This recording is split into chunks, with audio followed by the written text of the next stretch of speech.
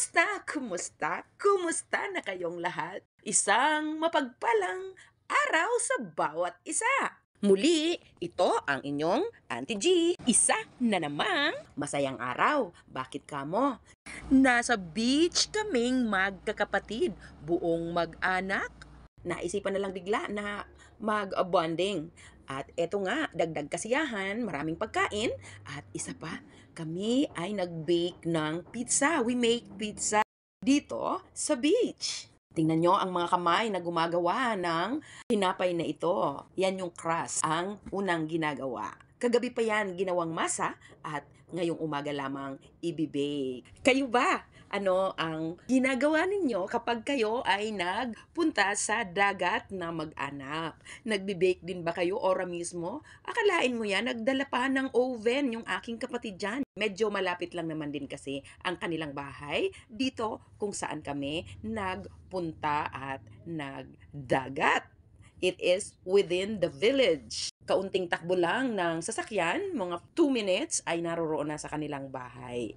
Kaya ayan, meron tayong oven dito sa ating kabana. How would you feel kung kayo ay nagbe-bake din dito mismo sa inyong kabana kung saan kayo naliligo? Ang saya, di ba?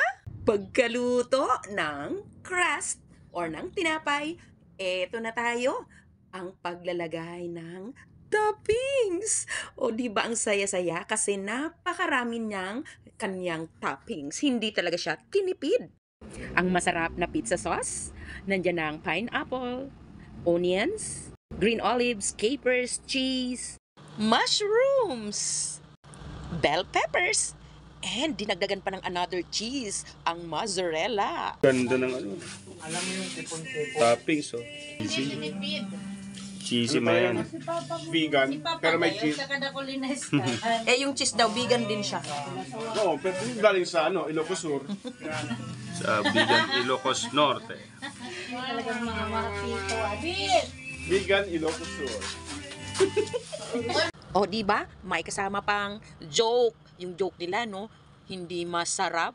Buti na lang, masarap ang pizza. Oh, dahil luto na, tikman na natin yan. Ay, pipicturan pala muna. Ganun talaga. Kailangan, mayroon munang photo ops ang pizza sa beach. Ayan, inaayos na siya para mabitbit ko doon sa may malapit sa dagat. Oh, siya. Bilisan mo na ang paglalagay sa plato at nang mabitbit ko na. Pizza kayo dyan! Hi vlog! Welcome to my guys! Fresh from the oven. Fresh from the farm. Kita nyo na? Ang benta, di ba? Ang bilis maubos ng isang salang. Di bali guys, meron pang isang ini-slice dun. O paano? Hanggang dito na lang muna. At marami pang gagawin ang inyong Auntie G. Thank you for watching and don't forget to smile so that the whole world will smile with you.